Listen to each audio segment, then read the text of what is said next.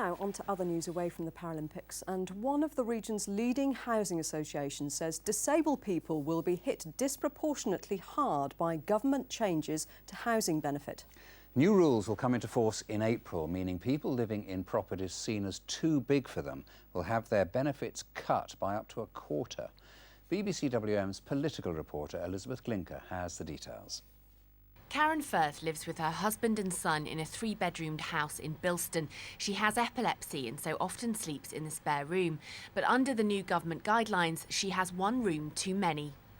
It's easy to have my own single bed and my husband to have his own single bed, and it would be unfair for him to share room with myself in this condition with, having my fits and things, because I'll keep him awake and he needs as much sleep as he can.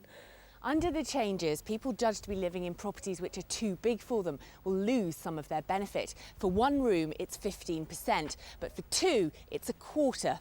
One of the Midlands' leading housing associations says many disabled people who need extra space will be caught out. There's a story behind every empty bedroom, every spare bedroom, and it's a family story.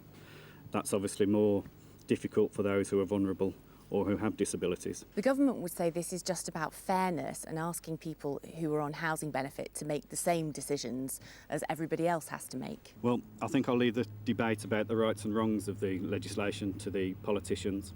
Our concern as a responsible social landlord is to prepare our customers for these changes. In a statement, the Department for Work and Pensions told us the reforms are about restoring fairness to a system which has spiralled out of control and ensuring that benefit claimants make the same choices about affordability as everyone else.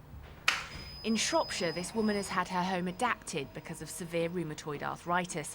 She now faces having to move because when her housing benefit is cut, she'll struggle to pay the rent. I think they should be looking at specific needs of each individual family and looking who can move, what can they move to. I think they need to look at people as individuals and not people as a group, because that's so unfair.